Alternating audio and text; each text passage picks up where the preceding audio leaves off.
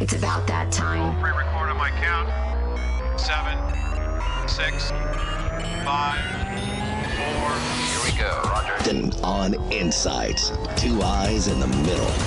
INSiiGHTS, where we always talk the talk. Hello, everybody, and everybody. Hello. This is Mickey Clayton, the coach, and this is. I don't know who this is. I'll let Good Trouble do what Good Trouble does. Always. What's happening, Coach? Is you know who it is? It's your favorite reporter's favorite reporter, me, Rick Brown, in the place to be. Welcome. Welcome all. Welcome one. Welcome all. Oh man, always good to have you on, Rick. Appreciate you, Coach. Always, my brother. What's with the Good Trouble? John Lewis, may he rest in peace. Former congressman, former civil rights activist. I just thought this was one of his saying: if you're going to get in trouble, get in good trouble. And I thought this was kind of timely today. Yeah, and you are exactly 100% correct. And without further ado, let us say Black History Month is this month, February 1st. INSiiGHTS has always collected data and information relative to Black History Month. One of the things we wanted to do to add to that was a segment that we stopped was remembering the legends. If you're a legend, then you also are part of Black history. But we also had a component, a piece that we wanted to share right off the bat with people on something that INSiiGHTS had did previously that I think actually would go a long way just in terms of a Black history moment. So without further ado, I'm going to share that with everybody.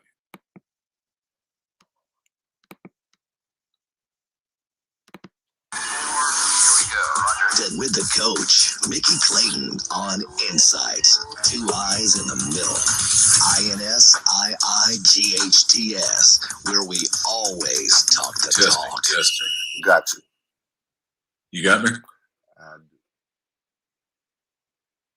Is that the bill that I sponsored that probably meant more to me than anything else that I've done. And that was the Rosewood bill. And I'll tell you the reason why. In 1923, a lot of people don't realize, but there was a community in Florida that African Americans had grand pianos. They had their own churches, schools, and they were in business in 1923. And what happened is the mob down in Hardee County, decided that what they were going to do is run them out. And so they went, there was a lot of shooting and killing going on. When they told the governor about it, the governor went turkey hunting that day and wouldn't do anything for that community called Rosewood. And so young people, young women and so forth had to run through the bitter cold in North Florida to save their lives. And they had gone down to be scattered all around, to come up in other communities, such in Alachua County and different places. And they were told not to ever mention anything about Rosewood. So I worked with the law firm of Holland and Knight, Martha Barnett, whose father had delivered some of the kids who were descendants of Rosewood to get the state of Florida to apologize to the survivors of Rosewood. At that time, it was 11 of them, and they were way up in their 70s and 80s. Apologized to them, had lived in fear all these years and could not talk about it. And this is the first time in America that not only did they apologize, but they received reparations The only other people who received reparation in this country were the Japanese. And then we set up a scholarship for the Rosewood grandkids, great-grandkids survivors, so they could attend, so they could go to college and go down there and put up a monument so it would always be remembered as a survivor of Rosewood. But to see those people that were rolled in wheelchairs into the grand ballroom at FAMU to tell their story, and it brought international attention from all around the world to hear Natalie White testify about those bad crackers shooting. And we told Sylvester, kill as many of them Sylvester as you can, as they had to run for their lives. And so a movie was done on Rosewood. And I think that was the most gratifying thing, even though it didn't get all the glory as some of the rest of it, but just the feeling of those survivors before they died is to know that what happened to them when they were 8 and 9 years old and 10 years old is that the state of Florida, I fell out with the governor on a long child because he wasn't doing everything that he should. I remember being at the table with him, getting up, leaving the table, and telling him that, he was not doing what he needed to do for these survivors. That was the greatest feeling I ever had. Get their land back and so forth. So we were able to go back through the property rolls and reimburse all those survivors for the property and stuff that they lost. Testimony was given, the best testimony was given by some of the women who survived. They talk about how they had to take people out of the community in boxes and play like they were dead, the ones that were still left there. And so when I got to Rosewood, you get a sense of feeling what was going on there, because you see the areas that was burned down and destroyed by the mob, from the KKK and everything else, because they were jealous of how these people were such entrepreneurs and they didn't need anything. And it really gave hope for my situation to African American kids and everybody in school to know that if they were able to do this in 1923, we can do this in 2000, in 2016, in 2017. It's not impossible. I think the greatest reward that one could have in life is being able to reach down, lift people up, and give them an opportunity. Like us on Facebook. I liked it on Facebook. Follow us on Twitter. INSiiGHTS. Yeah. 2 I's in the middle. INSiiGHTS. All right, y'all. Record on my 7, 6, 5, 4. Then with the coach, Mickey Clayton on INSiiGHTS. 2 I's in the middle. INSiiGHTS. Kind of gets you a little bit, doesn't it? Every time I hear the story or read the story of Rosewood, it just sends chills up me. And it takes me to, it makes me sad. It makes me mad. It brings out a lot of emotions about how much hatred was in the country back then, and still today, to this day. And it's sad. We call ourselves the United States of America, but we are far from united. And the great part about that piece, Coach, was the state of Florida stepping up at that time and making amends and apologizing. But we still have a long ways to go. Well, it's a part of what we try to do on INSiiGHTS. We have when you go to our website, INSiiGHTS, 2 I's in the middle. We have a Black history component, and we have been adding to that. And this is one, a piece that we went back and we put on social media again today and put out there again, because it is something that needs to be remembered. When they did the movie, my youngest brother, Kevin, who vice president of diversity with the Cleveland Cavaliers now, he was actually down in Orlando and had a restaurant. And John Singleton, I knew his family, and John Singleton went and actually bought out the restaurant and closed it down that day and had the cast at my brother's restaurant in Orlando, Pinky Lee's right next to Orlando Arena at the time. But they were just really, really amazed in doing the story and how the story really affected them doing it. And it's just one of those situations where a lot of things that happen in history you have to move from. We'll segue into that into HBCUs and their place in history and educating us when we couldn't be educated anywhere else. And now, during a time that HBCUs have really fought for survival, for some, it's almost become the thing, HBCUs. And a lot of it, we haven't gone anywhere. I know my mother and father, my daughters with degrees from there, nephews from there. I got a nephew that graduated from there, looked so much like me when Dr. Humphrey saw him. He said, "Boy, you Mickey don't have a son. You must be his nephew." And he said, "Yes, sir, I am." And he looks more like me. He looks like me than anybody. My daughters get mad talking about that is not our brother. I said, "Yeah, he looks like your big brother." But it's just a thing, and a lot of things that are going on now, just in terms of the climate, and a lot of it, people don't want to hear, but sports is really what, that's your front porch to your institution. When you do well athletically, it markets and sells your institutions. When people want to go somewhere, there are times they want to come to FAMU because of the football team, because of the band. I had one of the girls on my basketball team said, "I saw a commercial with Florida A&M on it. Man, their football coach was fine. I figured the coach was fine. The boys there had to be fine too. So I went to FAMU." And I was like, "Are you serious?"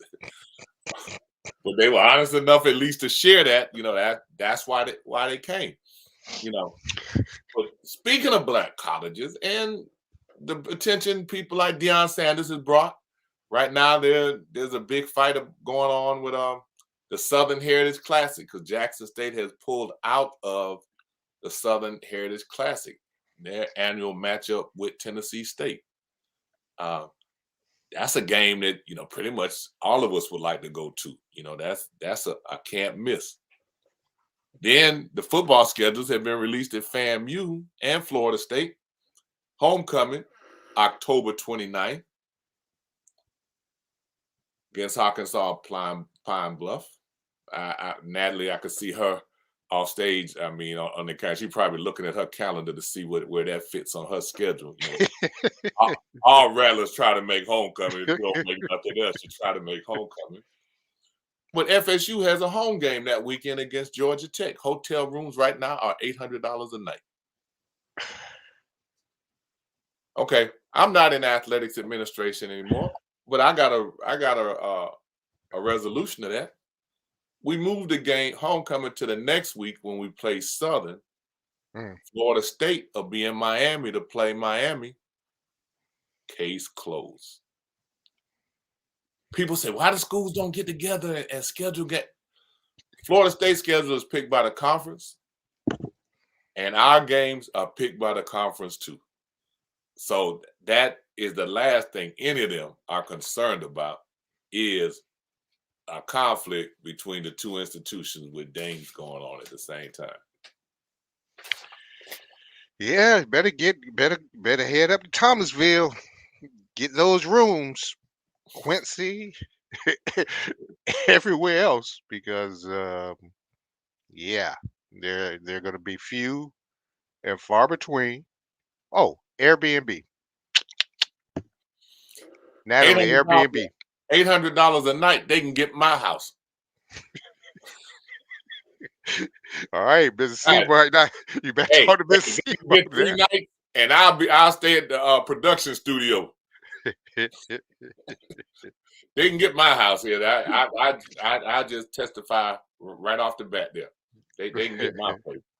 No doubt about it. Going to a color out there alongside that dark road. That's where the visiting teams stay from FAMU. All the time. I can't tell you all the time. I mean, but usually, I mean, what color? Because there's nobody out there, and it's down a long dark road. Ain't nobody going out there. The guys from the visiting teams were talking about alligators out there, so they don't do nothing else. They get a good night's sleep. And then the people who trying to find them, not going out there to find them. So as a coach, you got to find different ways to try to keep those guys' mind on single purpose. You know, you take these guys to Miami, LA, Atlanta, man, you got to have a coach in every room to make sure they where they supposed to be. You have to control that. But we do have some topics that we're going to discuss. But before we get to that, we do have a very, very, very, very, very special guest. Now, I'm trying to see how much of what I got to say about this particular young lady I'm going to really say. Because I know her that far back. But there's a couple things I have to say about her is that she has done so well for herself that all of us are very proud of her. She's just, from an intern at Nike to now with the LA Sparks.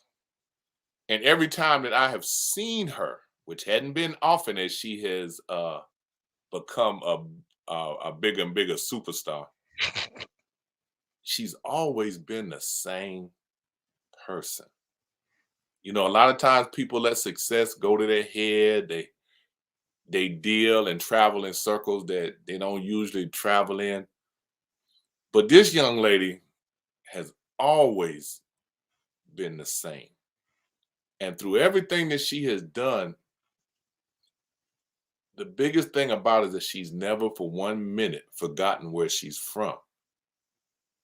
And she splits her time going back, working in her foundation, the kids in her community that she's from are important to her. And I don't mean just saying that, but she actively works with building things and doing things. I'm going to let her share that with you. But she's a very, very, very special lady, Miss Natalie White. Hello, welcome to INSiiGHTS, Nat. How are you? I'm good. How are you guys? All right, Nat. All right. I'm good. I'm good. You know, you've been so many places, I don't even know where to start. You know, I think the last time I saw you, well, I've seen you here a couple times, but you have been so active. And then I look up and you doing so many speaking engagements with all these celebrities and stuff. And it took me maybe twice to get her. The first time, I don't think she got my email. And then the second time she responded right away. And see, when you talk about history facts, here's a young lady who still holds the record for steals in a game. Still holds the record. I mean, that's history in itself. You know, we don't hold many records that are standing the test of time. Now, let me make it easy for you. Tell us how you ended up at Florida A&M. Oh man, let's see. Well, first of all, FAMU wasn't my first choice because I didn't even know anything about FAMU, anything about really HBCUs outside of Fort Valley, where I was born and raised in Fort Valley State. You know, right in my backyard. But I had a cousin, and found out later it was more of my family members that distant from Miami that attended Florida A&M University. So it just came about with me with recruitment. I remember Coach White was on the staff at the time, you know, kind of recruited me along with head coach Claudette Farmer. But the visit that I made down to FAMU was more so my cousin. I said, hey, FAMU is recruiting me and I'm gonna come down and visit. So did a visit and pretty much the players that were on that visit, we all signed. But I when I went to visit a PWI, which I will not name, it didn't feel like home. I didn't feel comfortable. I felt that, that wasn't when I stepped on campus, it just didn't feel right. All the basketball accolades, everything on the court would have been accomplished. But off the court, there was something missing. But when I stepped on the hill, before I saw any building, and this is when we had Gaither Gym, so it's not the Al Lawson Center, the beautiful Al Lawson Center that it is now. It was really, really, it was just something that kind of just overpowered me, and it just, I didn't think about anything else. It's just like I drew a blank, and I was just excited to learn more in regards to what I would be able to accomplish, who my professors would be, what other support staff will help me along the journey. But it was just an amazing opportunity, just from the beginning. And it just felt like home, just looking around, all of the greenery and the space, and just to see how it has really elevated to what it is now, the new buildings and the opportunity for the students and student athletes. So it was just me making that decision. My intuition is very strong, and at that moment, I didn't have to converse with anyone. I knew it was the right place for me. Off the court, share one of your biggest memories of being a fan. I would say off the court is more so what I was able to do in the community. By going over to Bond Elementary School, I remember like it was yesterday, reading to the kids. Going to over to the recreation centers and just teaching young kids how to play basketball and talking about the importance of education. Being a part of the American All American Foundation, where in the summers when I only went back home the first summer after my freshman year, and outside of that, I stayed in Tallahassee. So working with the All American Foundation, it was a combination of student athletes from Florida A&M and Florida State, and we teamed up together to really become mentors for at-risk youth. So that was something that off the court that I really, really enjoyed doing while I was in Tallahassee, because it became my second home. Okay. Now, where'd you get your master's from? Florida A&M University. Both your degrees have Florida A&M University on it. Yes. Yes. Okay. Now, share with me a basketball moment. It has I mean, there are a lot of moments, but I think as a team, the NCAA tournament, in '95 when we won the MEAC and able to go on to the NCAA tournament, that was pretty much one of the most memorable experiences. Outside of, like Coach Clayton mentioned earlier, as the single season records, leading the nation in steals 3 out of the 4 years that I was at FAM. But more so of just the team accolades and what we were able to accomplish by making the NCAA tournament. So making history at FAM. That would be you to pick the team things, because you're such a team player. And that point guard in her. There's a lot of blood, sweat, and tears. So that's only fitting. So that's you always think about things that people can never take away from you, and that was a moment that will go down in history. What would you tell young ladies who aspire to be successful? What advice would you give to them? Because we have a lot of them that we've had on the show, and some of them that are doing very well. But we've had a couple that, struggling academically, trying to find out, trying to find their way. What advice would you give? Because I know that the students are your heartbeat. I know that. Yeah. Oh yeah, absolutely. It's once you find your purpose and once you understand the why, and that's one thing that I can say, that coming from a supportive family, I started playing basketball at age 5. When I was in the 5th grade, I knew I wanted to go to college. So when you know that, finding that purpose and the why within, what would you do every day if you weren't getting paid for it? So I've been blessed to be in sports management pretty much, since I picked up a basketball.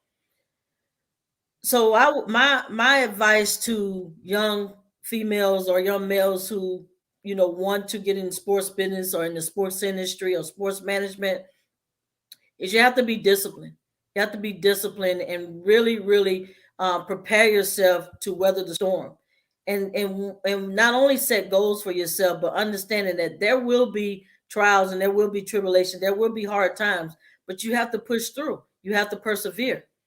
And I always say to give anything less than your best is to sacrifice the gift. We're all blessed with many talents and gifts, but what would you do if it was all taken away from you? So you can't take things for granted. You have to stay the course. You must stay the course. There are many, many times, not saying that it particularly wanted to give up, but wanted to kind of, pivot a little bit because things did get rough. If you start to question yourself, like, is this something I really want to do? And if that question is yes, then you gotta stick with what comes with it. And that's what I've been able to do throughout my career, throughout my career at FAM, throughout my journey in sports. There's something new every day. It's always something. But I'm passionate about what I do. I love what I do. I love the impact that what I do makes on the community and people that I love. And that's my why. So the first thing is figuring out your purpose and then letting that guide you. Wow, that's a heck of an answer there, Matt. Not that I'm surprised, but that's a heck of an answer. With you working with the WNBA athletes and seeing professional athletes of all different levels, is there a commonality that you find within them that drives them? It's the passion. It's the passion that fuels them, but then it's the confidence. As young women, as young girls and grow into, amazing women, it's the confidence that they have to be able to know that they can do anything that they set their mind to.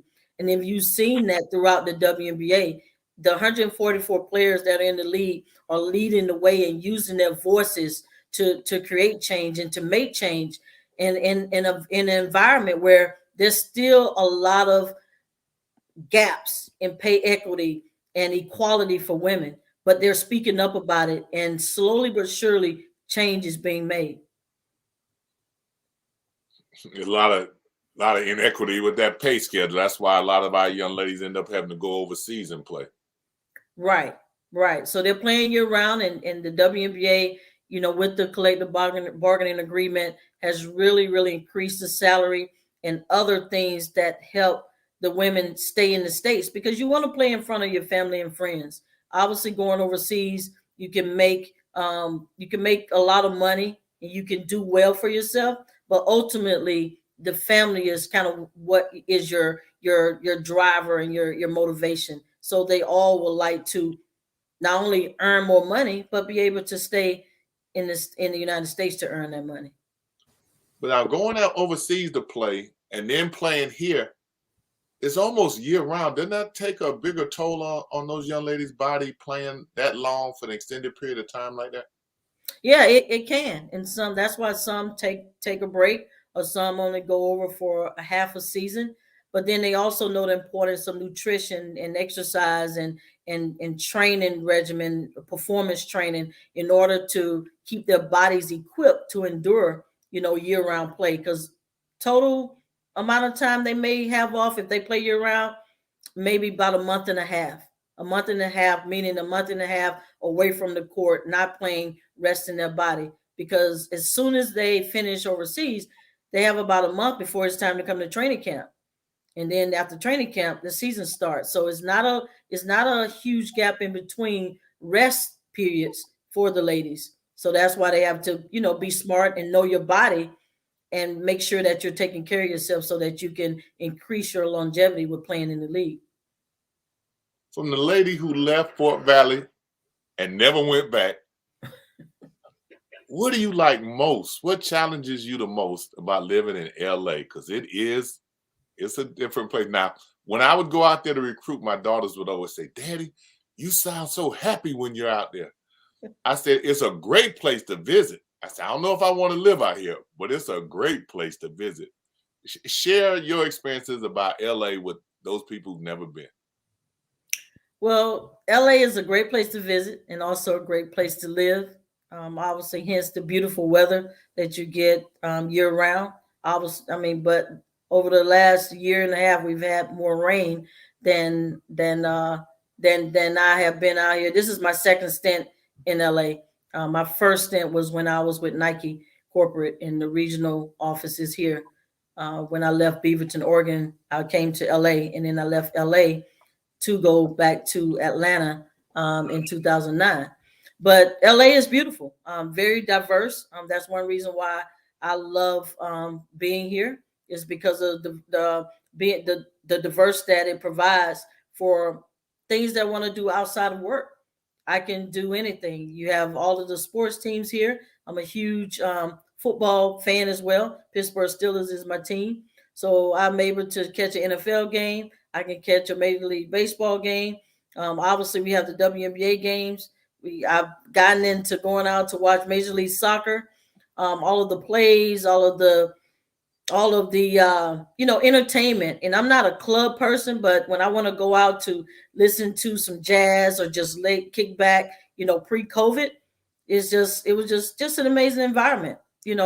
Interesting people. I'm from the South, so I have that southern hospitality. So it's just a difference in the people that are here. Unlike any other place that you would move to, there are a lot of people that are here that are from LA, but then there are also a lot of people who have moved here, like myself. So I love it. I love it. But I do travel back to Fort Valley about once a month, actually, because of what I have going on with my foundation and the renovation of my new gym. And that's a great segue, because that's exactly where I was going next. As I said earlier, she's a young lady who has never forgotten where she's from. And I'm not going to even say anything about what she's doing, but I want her to tell you about the sweater that she's wearing, and about her efforts and what she's done and how you can help her in those efforts. Please elaborate. Okay, well, the Tension Foundation established this foundation in 2017. First, I started Natalie White Basketball LLC in 2016. And the goal with that is that in my spare time, well, I can carve out 3 days in the summer to go back home and to host and conduct basketball clinics in my hometown.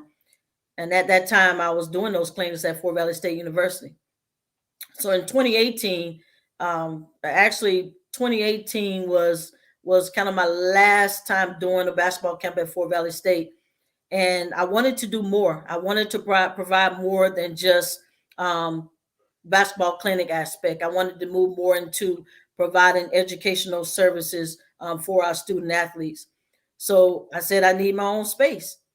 And to make a long story short, I was able to acquire the actual middle school gym that I played in. The church, my home church, Wow. purchased all of the land from the old middle school. And there's a new middle school now. So the land and buildings and everything was just there. And they didn't have any plans for the gym. So they had the auditorium and the other areas where they're going to provide faith-based services, and also having the church and auditorium. And so I reached out to the pastor, who I know very, very well. And he said, Nat, we can talk. It's yours. So that started the process of creating the Attention Foundation Center. So I started with, you got to think about it now. I graduated from high school in 1991. So this is the middle school that I played in. Nothing had been done to this school since I played in it. So there were some renovations that needed. The actual building structure, awesome. The contractor said, you don't find buildings like this anymore. So the infrastructure was there, but it just needed to be upgraded. So that really sparked my attention, my attitude towards what I could do. I got so excited, and already had with the foundation set. Now I have an operating space to work out of, so I can offer all indoor activities, sporting activities. So it's not just about basketball; it's for all indoor sporting activities. And then from an after school perspective, we have a technology computer lab that's being done for after school programming to focus on financial literacy, STEM sports. I have 2 locker rooms for boys and girls. We have a concession area office space, a foyer, so that we're able to host a lot of events to help not only students and athletes, but their families. And that's the purpose of it. So I want to inspire and contribute to the development of student athlete as leaders in the community and doing that through sports and education. So it's founded on 10 principles, all of the principles which I've guided myself and lived by from the time I picked up a basketball. I love school. I've always been a great student. So these 10 principles, which is attitude, confidence, discipline, education, fun, I gotta have fun, hard work, leadership, perseverance, respect, and teamwork. Those are the things that the foundation is built off of. So we're excited. We are continuing to raise capital funds to complete the renovation. We have a campaign now called Fort Valley Now. All the information can be found on attentionfoundation.org. So check it out. Go on the website, check it out, see what we're all about. We'll love for you to join us in this process and donate. And we'll look forward to grand opening this year. Wow. Now, what happens how does that work when you're in California? How's that going to go? So right now, it takes a village. And I mentioned earlier about having huge family support. So my aunt, who I played for when I was in high school, Coach Maxine Cherry, legendary coach at Peach County High School, my high school. She's actually really is the person on the ground right now. With the contractors, we have meetings every week. I have a marketing team in place that's local, so it's getting done. And then I go back. I go back home at least once a month, whether it's for family events or in any time that I'm on the East Coast. I always schedule a visit in to Fort Valley, and I schedule business meetings around that so that we can continue to get stuff done. So I've been able to maintain and the dual role as being senior vice president for the Los Angeles Sparks and also the founder CEO of Attention Foundation. Wow. Now you said when you have free time, you don't have free time, Natalie. What are you talking about free time? There's no way possible you have free time. Well, let me rephrase that. I make time. Oh, I make time. You hear your fellow rattler, don't you, Rick? Make time for what's important. I make time. Is there anything you'd like to ask the legend? Because she's extended herself to be with us. Natalie, you were speaking earlier about finding your why, and it seemed like you found your why really early. Why are kids so important? How did that become important to you? They're our future, and I take this. I could have activated in any of the cities where I lived in. I lived in Phoenix, Arizona before. I lived in Pittsburgh. I was in Oregon, even Atlanta, but I didn't grow up in those areas. I grew up in Fort Valley, Georgia, and I am a product of a small town.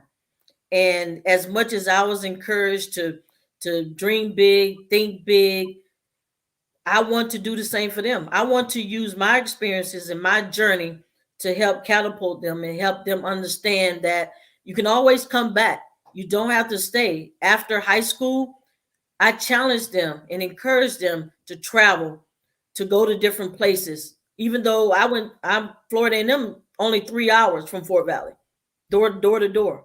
So I was only, I used to get out of class sometime, and if I felt like I wanted to go home and see my family, I would drive 3 hours and go home and see my family, be back like the next day.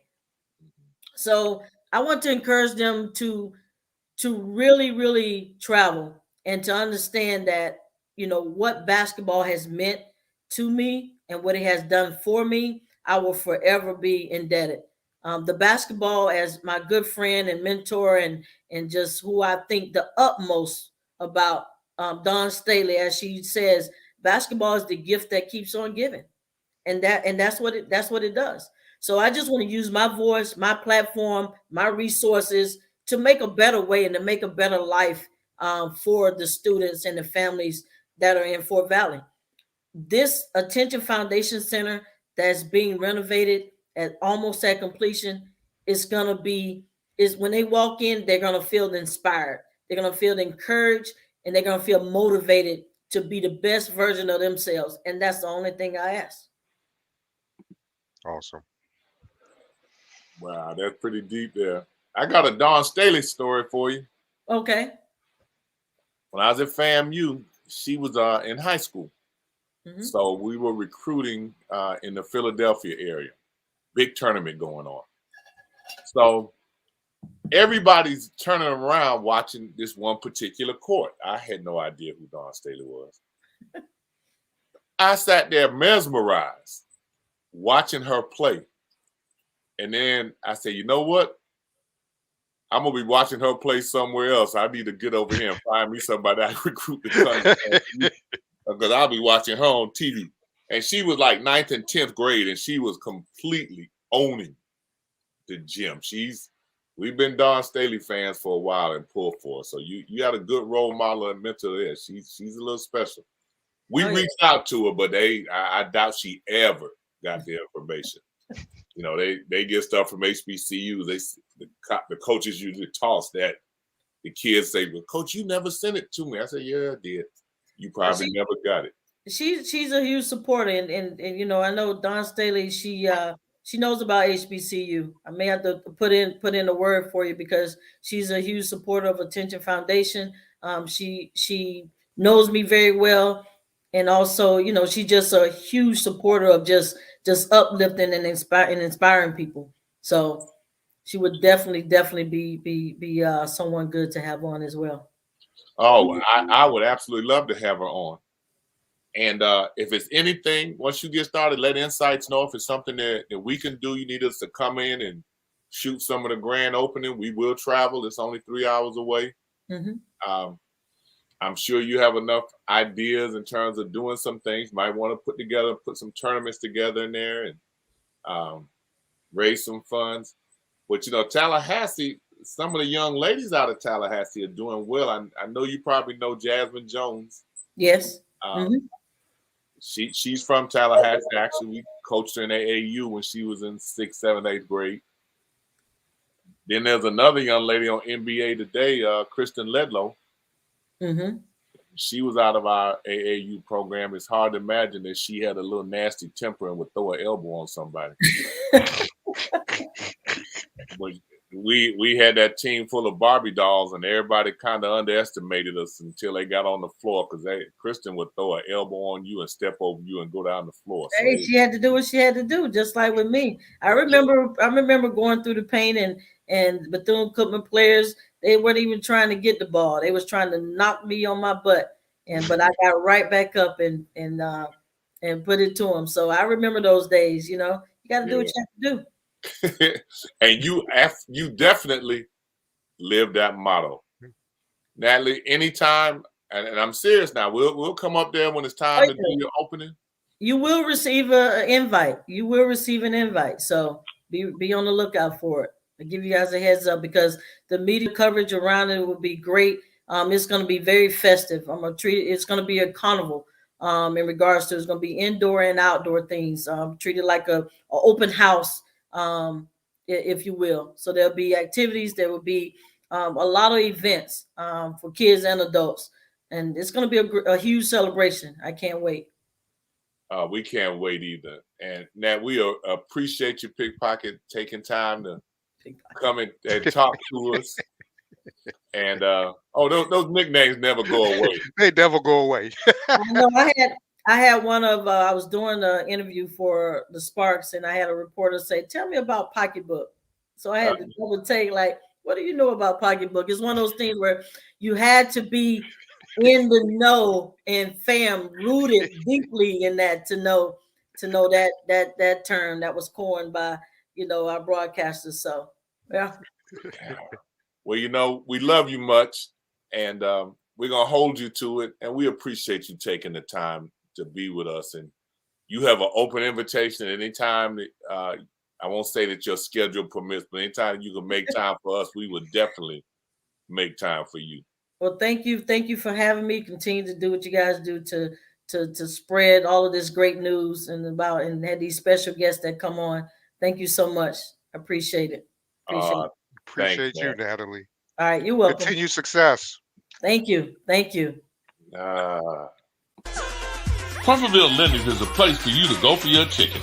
It's a short drive down Crawfordville Highway, located at 2120, right across the street from Walmart. You can get all your fried chicken needs, including chicken wings and chicken tenders in your choice of flavors. The boneless chicken sandwiches are made from whole chicken breast and dressed exactly how you want it. You can even order hot chicken, H-A-W-T hot. No need to go to Nashville. It has a great slow burn to it. Try it. We do chicken right. Crawfordville Lending both day and night.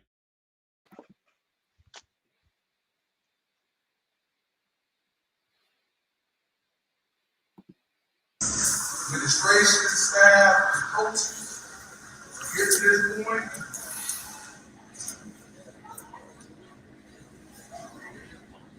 So we're here to celebrate them.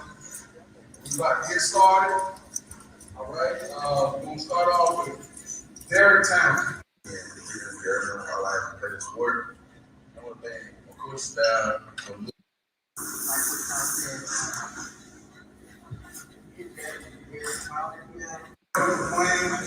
Always practice hard, play hard, earn more.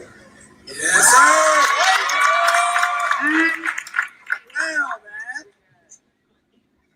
Well, of course, we want to thank God, and I serve as his godmother. His mom is ill right now, but she would have been here if not for that.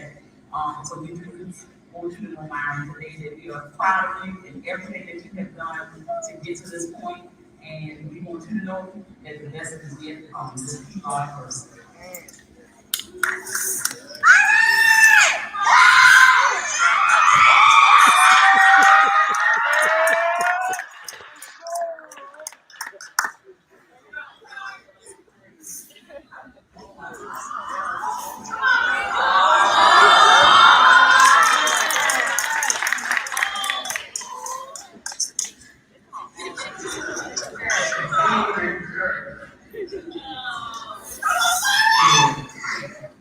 First of all, I'd like to thank God for that we gave my sister and we helped me years ago.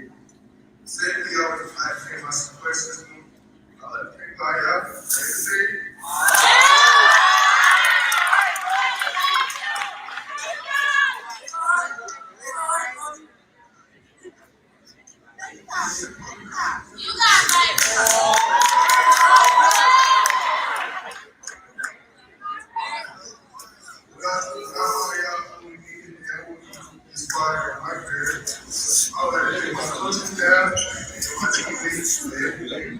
Especially going through this and honor the coach that I like to thank my mom for everything that she did to help me get to this point. And with that being said, I will take my talents to Florida A&M University.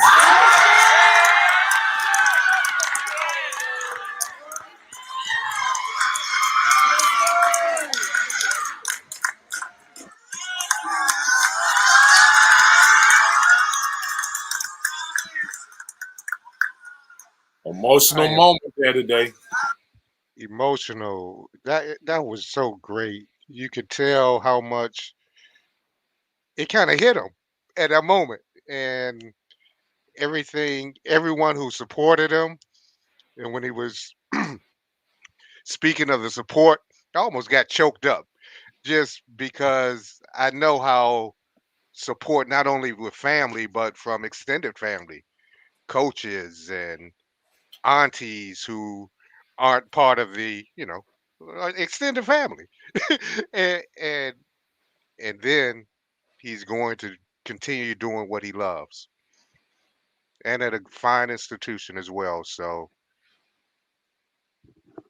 hats off, young man, and to all of the scholar athletes who signed today in all sports, not just football, but in all the sports who signed today.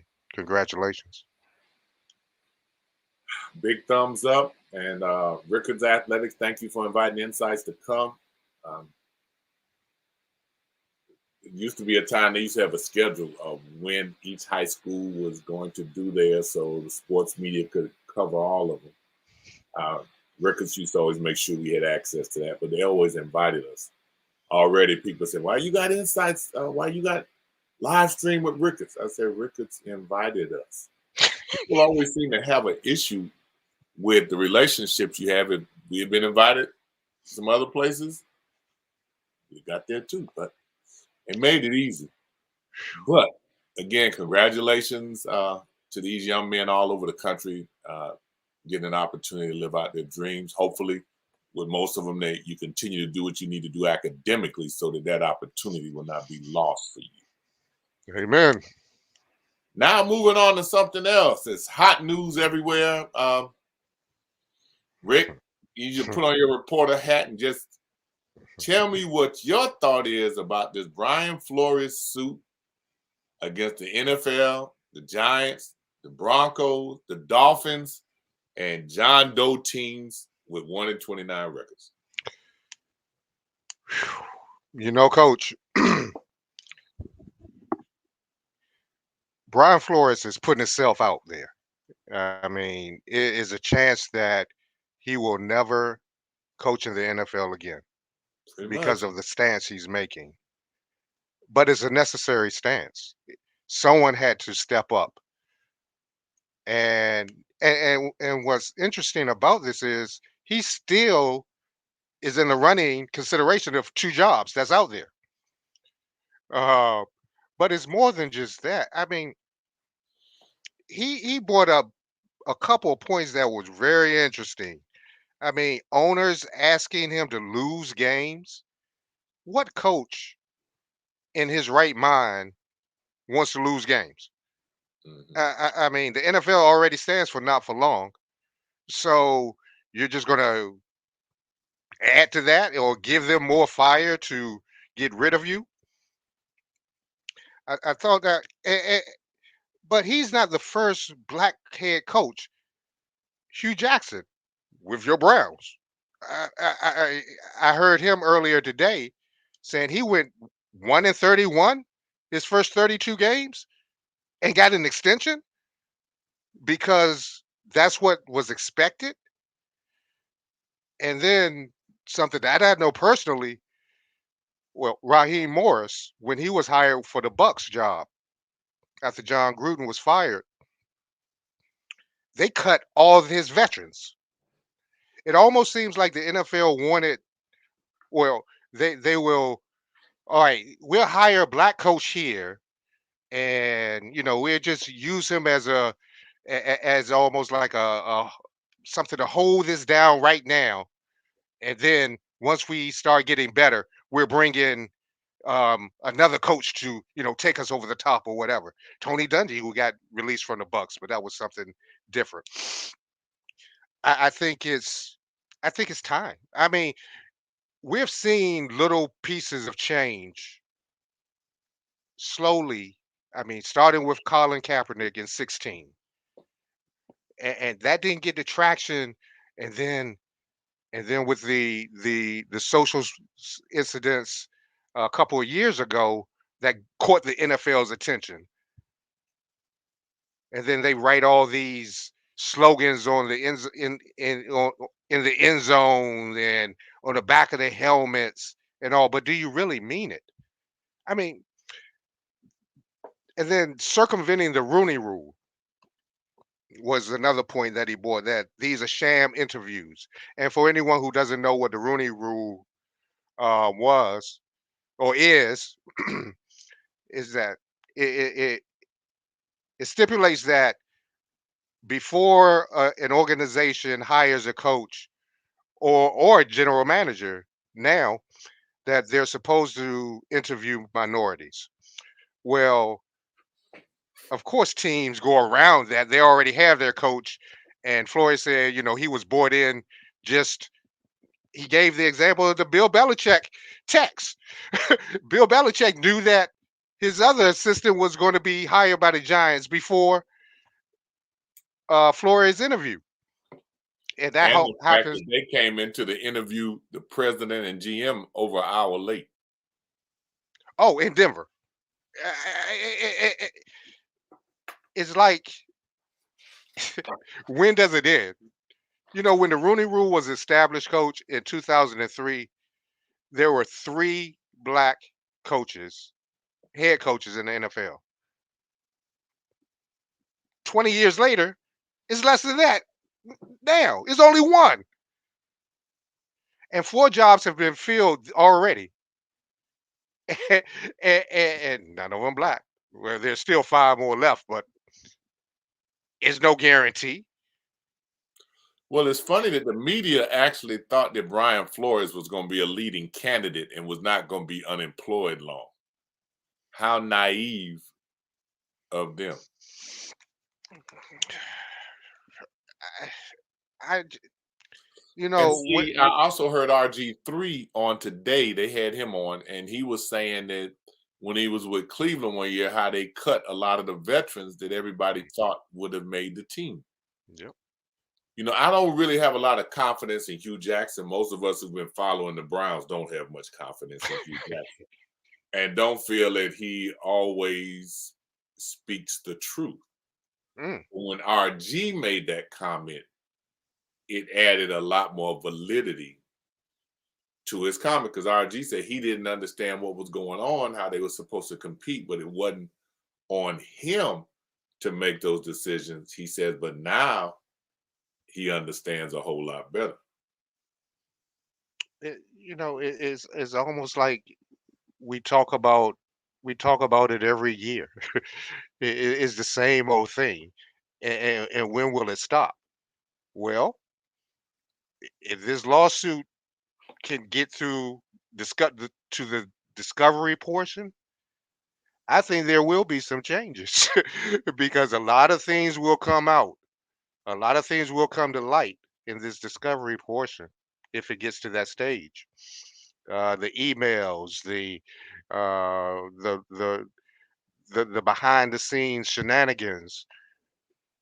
But until there are black owners in the league, I don't know how much is going to change.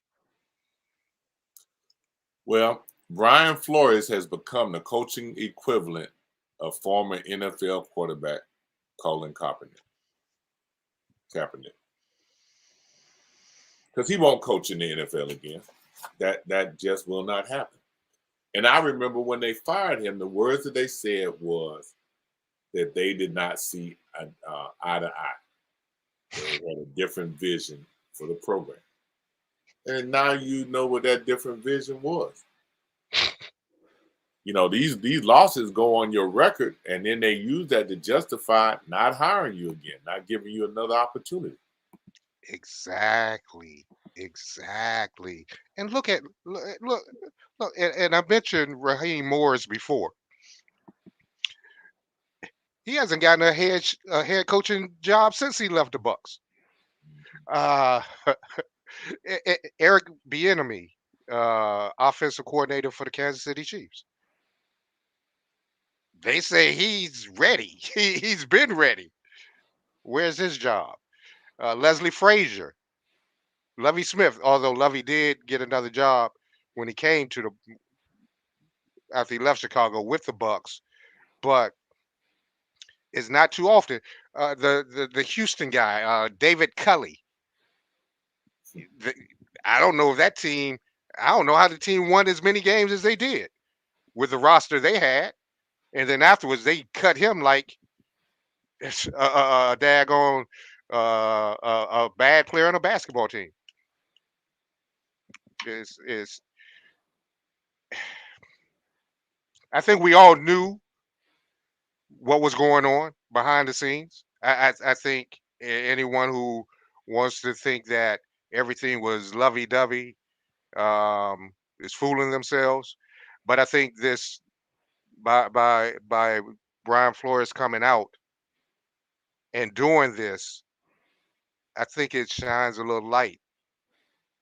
And I only hope it helps, and it doesn't detriment him in the future from doing good things, whether it's coaching or something else. Oh, it's going to be to his detriment. But I would imagine he would go high on the list next year this time with a Power 5 college coaching job. And I think, or in HBCU, you could come. You can come. We're hiring. I mean, Hugh Jackson's what? Grambling State now. Hey. Hugh Jackson didn't have many job opportunities. Stop it. He didn't have many coaching opportunities, but Brown will be able to get a Power 5 job. I mean, Coach, the Dolphins had winning records 2 years in a row or back-to-back seasons. They started 1-7 this year. Yeah. And they still had a winning season. And you fire him? You fire him? They hadn't done that since like 2003. And he still will not get another head coaching opportunity. And none of the black head coaches get recycled, but yet they interview Josh McCown, who has never coached at any level for a head coaching job. So, but that's the same thing that Stephen A. Smith was yelling and screaming about when they hired Kerr with the New Jersey Nets. The point guard. Yeah. Yeah, I mean, so and you're saying that you have these people who've had experience, and they keep giving them a chance. They give Josh McDaniels a shot, and he walked out on a team that was supposed to hire him, and he turned around and said, "Nah." And he's had an opportunity and didn't do well, but the coaches who've done well, they won't even give them another opportunity. So the NFL has some issues, and this thing we will probably talk about again next week because it's going to be around for a while. It's not getting ready to go anywhere. No, it's just starting, Coach, and it's going to be. And Roger Goodell, who really has no power in this. I mean, he can make suggestions. He's the commissioner, but he works for the owners. Oh, absolutely. So, but he's going to get peppered next week, Super Bowl week. He's going to get peppered. For the money that he gets peppered, he will toe the company line. Oh, yes. And it will not be an issue. For the money he makes, that will not be the problem. Yeah, he's going to spin it his way, or spin it the way they want. It's like the Kaepernick thing. Yeah, exactly. Well, I appreciated Natalie White being with us today. That was one heck of an interview she did. And we seem to have all these former student athletes who have gone on and are doing remarkable things. And we are getting a lot of positive feedback in terms of us bringing those people to view so that everybody can know, how they're doing. It's our honor to have Nat on. I mean, I called her pickpocket and she said with pocketbook. She nicely corrected me. Yeah. But she just always been a sweetheart like that. That's just always been who she is. And we appreciate that. So we continue, go down there, click like, subscribe, thumbs up. We appreciate it. As always, INSiiGHTS trying to bring it to you. I said we're everywhere. The high school kids in the area, they know that. They see us, boy, we get an excellent reception from them. Excellent reception from them in terms of when we walk in to do a game. I mean, they make us feel so warm, but we're pretty much done for this year in terms of doing basketball, but we are not done with football. We are not done with that. I mean, done with baseball. We are going to add baseball real soon. Real soon.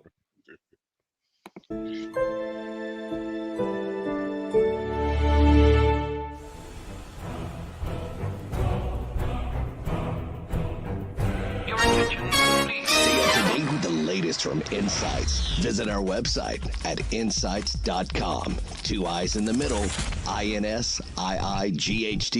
INSiiGHTS is a copyright of Mac4 Enterprises, a Florida corporation. This broadcast is produced under the exclusive ownership of Mac4 Enterprises and is the intellectual property and trademark of Mac4 Enterprises. Comments of the host and other individual speakers on INSiiGHTS represent their independent thoughts and representation.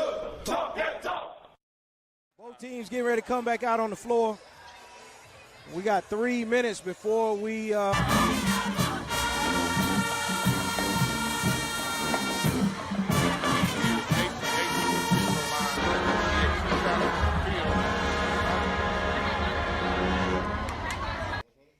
Lanaya Lee.